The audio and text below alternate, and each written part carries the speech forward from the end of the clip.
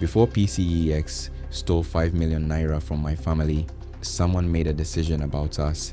They looked at us, our lifestyle, our social connections, our financial behavior, and they decided we were worth targeting, not randomly, not accidentally, deliberately. Con artists don't choose victims the way most people think. They don't look for the weakest person in the room. They don't look for the most desperate. They look for the most valuable, the most connected, the most trusting, the most ambitious. And they have a system, a cold, calculated profiling system that identifies exactly who to target, how to approach them, and how long to invest before making their move. Today, I want to show you that system from the inside. Not from the victim's perspective, we've done that, but from the predators, because understanding how a con artist thinks, how they see you, is the most powerful protection you will ever have. Stay with me. My name is Kalu Briggs, and this is FraudWatch Africa, the channel built from personal loss, so your family never goes through what mine did. In our last investigation, we exposed the psychology behind why intelligent people fall for scams. Today, we go one step further. We go inside the mind of the person running the scam. By the end of this video, you will understand how con artists build profiles of potential victims and what information they use to decide who to target. The specific qualities they look for, and why the people they target are almost never who you'd expect. The grooming process they follow after selecting a target, and the precise moment they decide to make their move.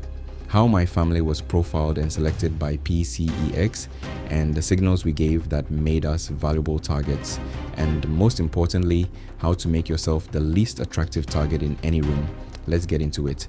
Before a sophisticated con artist approaches a single target, they spend significant time building what they call a profile, and in 2026, building your profile has never been easier for them because you have already done most of the work. Your Facebook shows them your family structure, your religious beliefs, your social circle, your financial aspirations, the events you attend, the businesses you interact with. Your Instagram shows them your lifestyle, your spending habits, your travel patterns, the brands you associate with, whether you appear financially comfortable. Your LinkedIn shows them your professional status, your income bracket approximately, your career ambitions, your professional network, whether you have decision-making authority over money. Your WhatsApp profile, even your status updates, show them your emotional state, your relationships, and whether you are currently in a period of financial aspiration or financial stress. Con artists are not browsing your profiles randomly, they are building a dossier.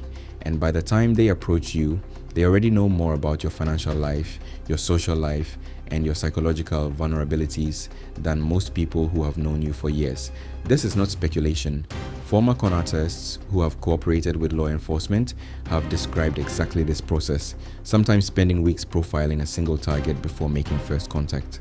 So, what specifically are they looking for in a profile? Most people assume scammers target vulnerable people, the broke, the desperate, the uneducated, the lonely. And while some low-level scams do target vulnerability, the most sophisticated operations target the exact opposite. They look for 5 specific qualities. Quality 1, social connectivity. How many people does this person know? How trusted are they in their community? A single well-connected target who can be turned into a recruiter is worth 10 isolated targets. When my family was scammed by PCEX, the operators weren't just interested in our 5 million naira. They were interested in who we knew, who would trust our recommendation, who would invest based on our referral.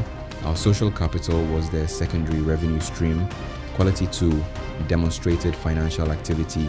Not necessarily wealth, but evidence of financial engagement. Someone who talks about investments, follows financial content, mentions savings goals, or discusses business opportunities, signals that they have money they are trying to grow. That signal is exactly what sophisticated con artists are scanning for. Quality 3, optimism and ambition. People who are content rarely take financial risks. People who are ambitious, who want more for their family, who are building towards something, who believe opportunity is available to those who pursue it, these people are far more likely to act on an investment opportunity. Their ambition is a doorway. Quality 4, established trust networks, church members, community leaders, professional associations, alumni networks. Con artists look for people who exist within structures of trust because those structures become distribution channels for the fraud. One pastor who invests can bring an entire congregation. One corporate executive can bring an entire office. The social structure amplifies the con artist's reach exponentially. Quality 5, recent financial milestone, a new job, a business sale, an inheritance, a bonus, a property sale. People who have recently come into money or who are expecting to are the highest priority targets in any sophisticated operation. They have capital ready to deploy, they are in a financially active mindset, and they haven't yet established a plan for that money. Con artists watch for these moments the way predators watch for separated members of a herd. Once a target is profiled and selected, the approach begins, and it almost never looks like a scam. It looks like a coincidence, a mutual connection, a natural conversation, a friendly introduction. This is called the soft approach, and it is the most critical phase of the entire operation. The soft approach has 3 stages. Stage 1, the entry point. Con artists rarely approach cold. They find a legitimate connection, a mutual friend, a shared community, a professional overlap, and use that connection as their entry point. This is why the most dangerous scams always come through someone you know. The mutual connection is not always a willing participant. Sometimes they are themselves an unwitting victim being used as a human bridge to the next target. Stage 2, the relationship investment. Once entry is established, the con artist invests in the relationship before ever mentioning money. They show genuine interest, they add real value, they prove themselves trustworthy through small actions over time. This phase can last weeks, sometimes months. The investment of time is deliberate because the longer the relationship, the harder it is for the target to believe betrayal is possible. We had known our PCEX introducer for years before the platform was ever mentioned. Years. That relationship history was not accidental. It was the foundation the entire operation was built on. Stage 3, the introduction. When the con artist determines the relationship is sufficiently established, the opportunity is introduced, almost always casually, almost always indirectly. Not, I want to sell you something, but I've been doing something that's been working well for me. I wasn't going to mention it, but since you've been talking about your investment goals, you might want to take a look. That framing, casual, reluctant, personal, is designed to make the target feel like they are receiving privileged access, not being sold to, being trusted with something special. Con artists are patient, but they are not infinitely patient. There is a moment, a specific trigger, that tells them the target is ready to be approached financially. Researchers who have interviewed convicted fraud operators describe this moment consistently. They call it the commitment signal. The commitment signal is the moment when the target demonstrates they trust the operator enough to act on their recommendation. It could be a small favor asked and delivered without question. It could be the target sharing sensitive personal or financial information voluntarily. It could be the target expressing frustration with their current financial situation, signaling they are ready for an alternative. Or it could be as simple as the target asking, "So how exactly does this investment work?" That question, unprompted, tells the con artist that the groundwork is complete.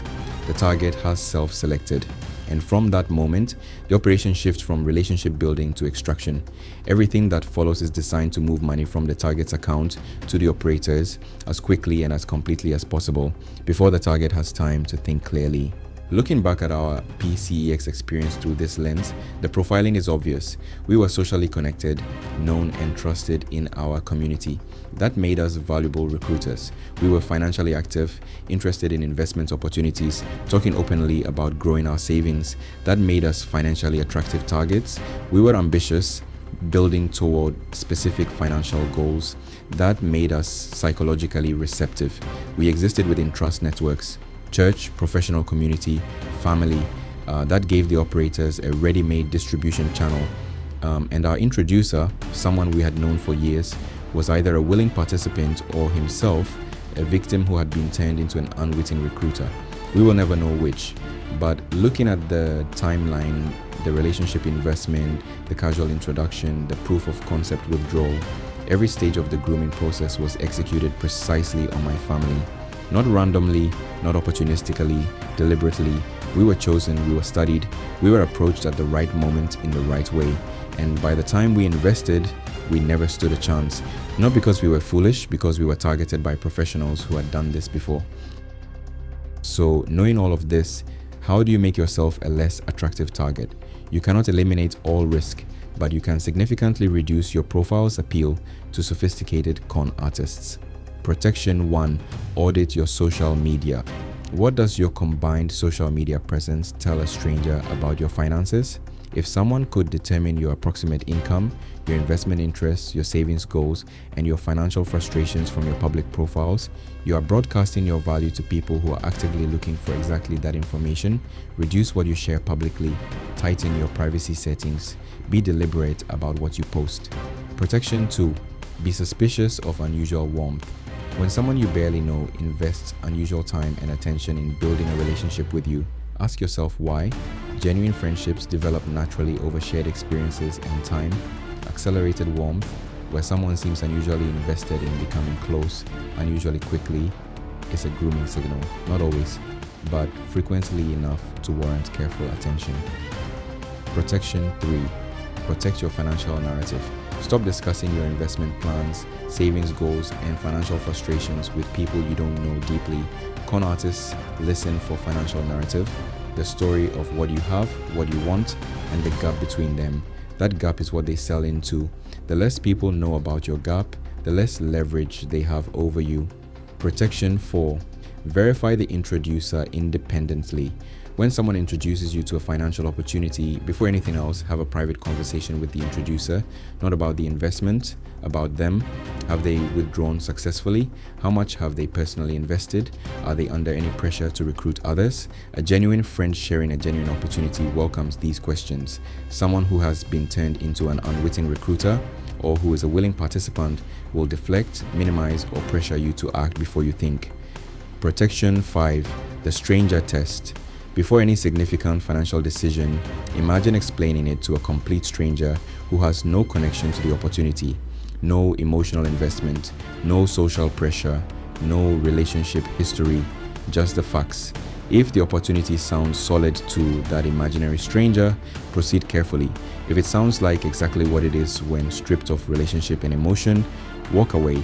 Con artists have a system: profile, approach, groom, strike, and they are professionals who have run this system on hundreds of targets. But now, so do you. You know what they look for? Social connectivity, financial activity, ambition and optimism, trust networks, recent financial milestones. You know how they approach: through mutual connections, with relationship investment first, casually, reluctantly, personally.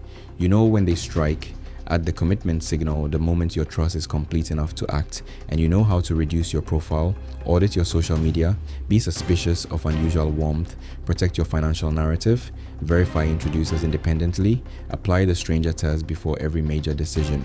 The con artist who targeted my family chose us because we fit their profile. You now know that profile, and knowledge used before the approach begins is the one thing their entire operation cannot overcome. Before I go, I want to say something directly to this community. FraudWatch Africa exists because my family was chosen, profiled, targeted, groomed, robbed. And for months after PCEX disappeared, I carried the weight of having referred people I loved into the same trap. That weight never fully leaves, but every time someone watches this channel and recognizes the approach before it reaches them, that weight gets a little lighter. So here is my ask: not just to subscribe, though subscribing means you get the next warning before the scam reaches your door rather than after, but to share this video with one person in your network who fits the profile we described today. Socially connected, financially active, ambitious, trusted in their community. They may not know they're a target. This video could change that. Subscribe to FraudWatch Africa. Every week we go deeper into the scams, the systems, and the psychology targeting our people, so you always know the scam before it knows you. I'm Kalu Briggs. Protect yourself, protect your people.